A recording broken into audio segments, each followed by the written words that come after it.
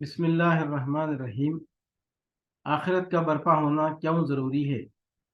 فہرست موضوعات تفہیم القرآن، جلد پنجم، عنوان آخرت، صفحہ 133، سورہ زاریات آیت 6۔ وَإِنَّ الدِّينَ لَوَاقِعٌ، اور جزائے اعمال ضرور پیش آنی ہے۔ یہ ہے وہ بات جس پر قسم کھائی گئی ہے۔ اس قسم کا مطلب یہ ہے کہ جس بے نظیر نظم اور باقاعدگی کے ساتھ بارش کا یہ عظیم الشان ضابطہ تمہاری آنکھوں کے سامنے چل رہا ہے، اور جو حکمت اور مصلحتیں اس میں صریح طور پر کار فرما نظر آتی ہیں، وہ اس بات پر گواہی دے رہی ہے کہ یہ دنیا کوئی بے مقصد اور بے معنی گھروندہ نہیں ہے جس میں لاکھوں کروڑوں برس سے ایک بہت بڑا کھیل بس یوں ہی الٹ ٹپ ہوئے جا رہا ہو، بلکہ یہ در حقیقت ایک کمال درجے کا حکیمانہ نظام ہے جس میں ہر کام کسی مقصد اور کسی مصلحت کے لیے ہو رہا ہے۔ اس نظام میں یہ کسی طرح ممکن نہیں ہے کہ یہاں انسان جیسی ایک مخلوق کو عقل، شعور اور تمیز اور تصرف کے اختیارات دے کر اس میں نیکی و بدی کی اخلاقی حس پیدا کر کے اور اسے ہر طرح کے اچھے اور برے، صحیح اور غلط کاموں کے مواقع دے کر زمین میں ترک تازیاں کرنے کے لیے محض فضول اور لا یعنی طریقے سے چھوڑ دیا جائے، اور اس سے کبھی یہ باز پرس نہ ہو کہ دل و دماغ اور جسم کی جو قوتیں اس کو دی گئی تھیں، دنیا میں کام کرنے کے لیے جو وسیع ذرائع اس کے حوالے کیے گئے تھے، اور خدا کی بے شمار مخلوقات پر تصرف کے جو اختیارات اسے دیے گئے تھے، ان کو اس نے کس طرح استعمال کیا۔ جس نظام کائنات میں سب کچھ بامقصد ہے، اس میں صرف انسان جیسی عظیم مخلوق کی تخلیق کیسے بے مقصد ہو سکتی ہے؟ جس نظام میں ہر چیز مبنی بر حکمت ہے، اس میں تنہا ایک انسان ہی کی تخلیق کیسے فضول اور عبث ہو سکتی ہے؟ مخلوقات کی جو اقسام عقل و شعور نہیں رکھتی، ان کی تخلیق کی مصلحت تو اسی عالم طبعی میں پوری ہو جاتی ہے۔ اس لیے اگر وہ اپنی مدت عمر ختم ہونے کے بعد ضائع کر دی جائیں تو یہ عین معقول بات ہے، کیونکہ انہیں کوئی اختیارات دیے ہی نہیں گئے ہیں کہ ان سے محاسبے کا کوئی سوال پیدا ہو، مگر عقل و شعور اور اختیارات رکھنے والی مخلوق جس کے افعال محض عالم طبیعت تک محدود نہیں ہیں بلکہ اخلاقی نوعیت بھی رکھتے ہیں، اور جس کے اخلاقی نتائج پیدا کرنے والے اعمال کا سلسلہ محض زندگی کی آخری ساعت تک ہی نہیں چلتا بلکہ مرنے کے بعد بھی اس پر اخلاقی نتائج مترتب ہوتے رہتے ہیں، اسے صرف اس کا طبعی کام ختم ہو جانے کے بعد نباتات و حیوانات کی طرح کیسے ضائع کیا جا سکتا ہے؟ اس نے تو اپنے اختیار و ارادے سے جو نیکی یا بدی بھی کی ہے، اس کی ٹھیک ٹھیک مبنی برحق و انصاف جزا اس کو لازماً ملنی ہی چاہیے، کیونکہ یہ اس مصلحت کا بنیادی تقاضا ہے جس کے تحت دوسری مخلوقات کے برعکس اس کو ایک ذی اختیار مخلوق بنایا گیا ہے۔ اس سے محاسبہ نہ ہو، اس کے اخلاقی اعمال پر جزا و سزا نہ ہو، اور اس کو بھی بے اختیار مخلوقات کی طرح عمر طبعی ختم ہونے پر ضائع کر دیا جائے تو لامحالہ اس کی تخلیق سراسر عبث ہوگی، اور ایک حکیم سے فعل عبث کی توقع نہیں کی جا سکتی۔ اس کے علاوہ آخرت اور جزا و سزا کے وقوع پر ان چار مظاہر کائنات کی قسم کھانے کی ایک اور وجہ بھی ہے۔ منکرین آخرت زندگی بعد موت کو جس بنا پر غیر ممکن سمجھتے ہیں، وہ یہ ہے کہ ہم جب مر کر خاک میں رل مل جائیں گے اور ہمارا ذرہ ذرہ جب زمین میں منتشر ہو جائے گا تو کیسے ممکن ہے کہ سارے منتشر اجزائے جسم پھر اکٹھے ہو جائیں اور ہمیں دوبارہ بنا کر کھڑا کیا جائے؟ اس شبے کی غلطی ان چاروں مظاہر کائنات پر غور کرنے سے خود بخود رفع ہو جاتی ہے جنہیں آخرت کے لیے دلیل کے طور پر پیش کیا گیا ہے۔ سورج کی شعاعیں روئے زمین کے ان تمام ذخائر آب پر اثر انداز ہوتی ہیں جن تک ان کی حرارت پہنچتی ہے۔ اس عمل سے پانی کے بے حد و حساب خطرے اڑ جاتے ہیں اور اپنے مخزن میں باقی نہیں رہتے، मगर वो फना नहीं हो जाते, बल्कि भाप बनकर एक एक खतरा हवा में महफूज रहता है। फिर जब खुदा का हुक्म होता है तो ये हवा उन खतरों की भाप को समेट लाती है, उसको कसीफ बादलों की शक्ल में जमा करती है। उन बादलों को लेकर वो ज़मीन के मुख्तलिफ हिस्सों में फैल जाती है, और खुदा की तरफ से जो वक्त मुकर्रर है, ठीक उसी वक्त एक एक खतरे को उसी शक्ल में जिसमें वो पहले था ज़मीन पर वापस पहुंचा देती है। ये मंजर जो आए दिन इंसान की आंखों के सामने गुजर रहा है, इस बात की शहादत देता है कि मरे हुए इंसानों के अज्जाए जिस्म भी अल्लाह ताला के एक इशारे पर जमा हो सकते हैं, और उन इंसानों को उसी शक्ल में फिर उठा खड़ा किया जा सकता है जिसमें वो पहले मौजूद थे। ये अज्जा ख्वाह मिट्टी में हो या पानी में या हवा में, बहरहाल रहते इसी ज़मीन और उसी के माहौल ही में है। जो खुदा पानी के बुखारात को हवा में मुंतशिर हो जाने के बाद फिर उसी हवा के ज़रिए से समेट लाता है और उन्हें फिर पानी की शक्ल में बरसा देता है, उसके लिए इंसानी जिस्मों के बिखरे हुए अज्जा को हवा, पानी और मिट्टी में से समेट लाना और फिर साबिक शक्लों में जमा कर देना आखिर क्यों मुश्किल हो। आखिरत का बर्पा होना क्यों ज़रूरी है। फ़हरिस्त मौज़ूआत तफ़हीमुल कुरान जिल्द पंजम, उन्वान आखिरत, सफ़ा 211, सूरह नजम आयत 31। वलिल्लाहि मा फ़िस समावाति मा फ़िल अर्ज़ लियजज़ियल लज़ीना असाऊ बिमा अमिलू व यजज़ियल लज़ीना अहसनू बिल हुस्ना। और ज़मीन और आसमानों की हर चीज़ का मालिक अल्लाह ही है, ताकि अल्लाह बुराई करने वालों को उनके अमल का बदला दे और उन लोगों को अच्छी जजा से नवाजे जिन्होंने नेक रवैया अख्तियार किया है। ज़मीन और आसमानों की हर चीज़ का मालिक अल्लाह ही है। बाल्फा से दीगर किसी आदमी के गुमराह या बरसरे हिदायत होने का फैसला ना इस दुनिया में होना है, ना उसका फैसला दुनिया के लोगों की राय पर छोड़ा गया है। उसका फैसला तो अल्लाह के हाथ में है। वही ज़मीन व आसमान का मालिक है, और उसी को ये मालूम है कि दुनिया के लोग जिन मुख्तलिफ राहों पर चल रहे हैं उनमें से हिदायत की राह कौन सी है और जलालत की राह कौन सी। लिहाजा तुम इस बात की कोई परवाह ना करो कि ये मुशरिकीन अरब और ये कुफार मक्का तुमको बहका और भटका हुआ आदमी करार दे रहे हैं और अपनी जाहिलियत ही को हक और हिदायत समझ रहे हैं।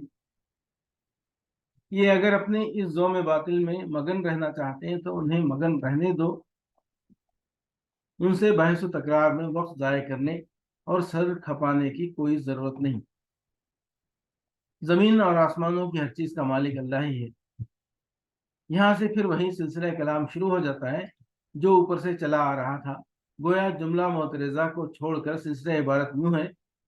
उसे उसके हाल पर छोड़ दो ताकि अल्लाह बुराई करने वालों को उनके अमल का बदला दे। आखिरत का बर्पा होना क्यों ज़रूरी है। फ़हरिस्त मौज़ूआत तफ़हीमुल कुरान जिल्द पंजम, उन्वान आखिरत, सफ़ा 219, सूरह नजम आयात 40-41। वअन्न सअयहु सौफ़ युरा सुम्मा युज्ज़ाहुल जज़ाअल औफ़ा। और ये कि उसकी सही अनकरीब देखी जाएगी और उसकी पूरी जजा उसे दी जाएगी। उसकी सही अनकरीब देखी जाएगी यानी आखिरत में लोगों के अमाल की जांच पड़ताल होगी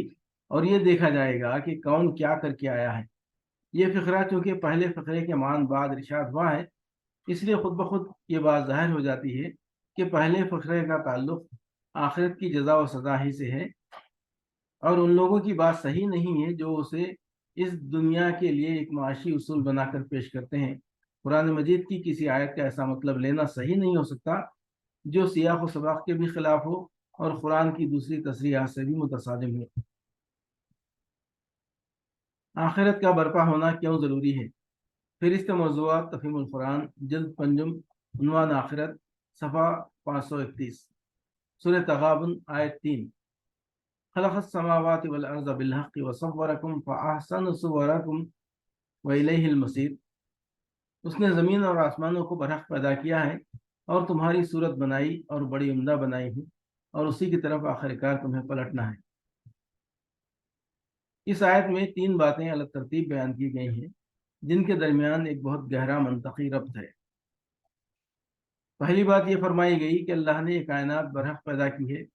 बरहक़ का लफ्ज़ जब खबर के लिए बोला जाता है तो मुराद होती है सच्ची खबर। حکم کے لیے بولا جاتا ہے تو مطلب ہوتا ہے مبنی بر عدل و انصاف حکم. قول کے لیے بولا جاتا ہے تو مقصود ہوتا ہے راست اور درست قول. اور جب کسی فعل کے لیے یہ لفظ استعمال ہوتا ہے تو مراد ایسا فعل ہوتا ہے جو حکیمانہ اور معقول ہو، نہ کہ لا یعنی اور فضول. اب یہ ظاہر ہے کہ خلق ایک فعل ہے، اور اس لیے تخلیق کائنات کو برحق کہنے کا مطلب لامحالہ یہ ہے کہ یہ کائنات کچھ کھیل کے طور پر نہیں بنا دی گئی ہے، بلکہ یہ ایک خالق حکیم کا نہایت سنجیدہ کام ہے.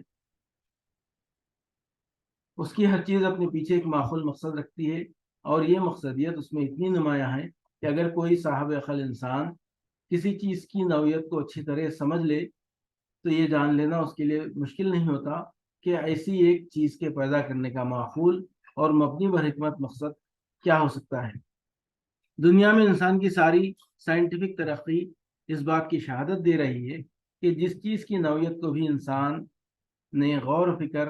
اور تحقیق و تجسس سے سمجھ لیا، اس کے بارے میں یہ بات بھی اسے آخر کار معلوم ہو گئی کہ وہ کس مقصد کے لیے بنائی گئی ہے، اور اس مقصد کو سمجھ کر ہی انسان نے وہ بے شمار چیزیں ایجاد کر لیں جو آج انسانی تمدن میں استعمال ہو رہی ہیں. یہ بات ہرگز ممکن نہ ہوتی اگر یہ کائنات کسی کھلندرے کا کھلونا ہوتی جس میں کوئی حکمت اور مقصدیت کار فرما نہ ہوتی. دوسری بات یہ فرمائی گئی کہ اس کائنات میں اللہ تعالیٰ نے انسان کو بہترین صورت پر پیدا کیا ہے. صورت سے مراد محض انسان کا چہرہ نہیں ہے، بلکہ اس سے مراد اس کی پوری جسمانی ساخت ہے، اور وہ قوتیں اور صلاحیتیں بھی اس کے مفہوم میں شامل ہیں جو اس دنیا میں کام کرنے کے لیے آدمی کو عطا کی گئی ہیں. ان دونوں حیثیتوں سے انسان کو زمین کی مخلوقات میں سب سے بہتر بنایا ہے، اور اسی بنا پر وہ اس قابل ہوا ہے کہ ان تمام موجودات پر حکمرانی کرے جو زمین اور اس کے گرد و پیش میں پائی جاتی ہیں. اس کو کھڑا خط دیا گیا ہے، اس کو چلنے کے لیے مناسب ترین پاؤں دیے گئے ہیں، اس کو کام کرنے کے لیے موزوں ترین ہاتھ دیے گئے ہیں، اس کو ایسے حواس اور ایسے آلات علم دیے گئے ہیں جن کے ذریعے سے وہ ہر طرح کی معلومات حاصل کرتا ہے. اس کو سوچنے اور سمجھنے اور معلومات کو جمع کر کے ان سے نتائج اخذ کرنے کے لیے ایک اعلیٰ درجے کا ذہن دیا گیا ہے. اس کو ایک اخلاقی حس اور قوت تمیز دی گئی ہے جس کی بنا پر وہ بھلائی اور برائی اور صحیح اور غلط میں فرق کرتا ہے. اس کو ایک قوت فیصلہ دی گئی ہے جس سے کام لے کر وہ اپنی راہ عمل کا خود انتخاب کرتا ہے، اور یہ طے کرتا ہے کہ اپنی کوششوں کو کس راستے پر لگائے اور کس پر نہ لگائے.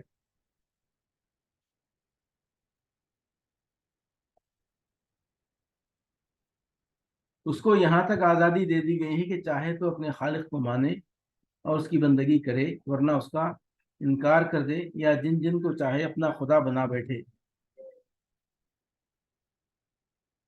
یا جسے خدا مانتا ہو اس کے خلاف بھی بغاوت کرنا چاہے تو کر گزرے. ان ساری قوتوں اور ان سارے اختیارات کے ساتھ اسے خدا نے اپنی پیدا کردہ بے شمار مخلوقات پر تصرف کرنے کا اختیار دیا ہے، اور وہ عملاً اس اقتدار کو استعمال کر رہا ہے. ان دو باتوں سے جو اوپر بیان کی گئی ہیں بالکل ایک منطقی نتیجے کے طور پر وہ تیسری بات خود بخود نکلتی ہے جو آیت کے تیسرے فقرے میں ارشاد ہوئی ہے کہ اسی کی طرف آخر کار تمہیں پلٹنا ہے. ظاہر بات ہے کہ جب ایسے ایک حکیمانہ اور بامقصد نظام کائنات میں ایسی ایک با اختیار مخلوق پیدا کی گئی ہے تو حکمت کا تقاضا ہرگز یہ نہیں ہے کہ اسے یہاں شتر بے مہار کی طرح غیر ذمہ دار بنا کر چھوڑ دیا جائے،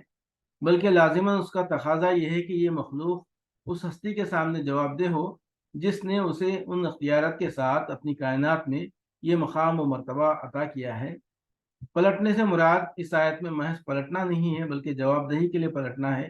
اور بات کی آیات میں صراحت کر دی گئی ہے کہ یہ واپسی اس زندگی میں نہیں بلکہ مرنے کے بعد دوسری زندگی میں ہوگی،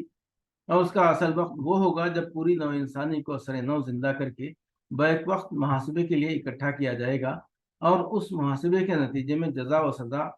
اس بنیاد پر ہوگی کہ آدمی نے خدا کے دیے ہوئے اختیارات کو صحیح طریقے سے استعمال کیا یا غلط طریقے سے.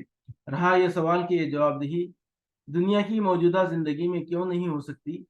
اور اس کا صحیح وقت مرنے کے بعد دوسری زندگی ہی کیوں ہے،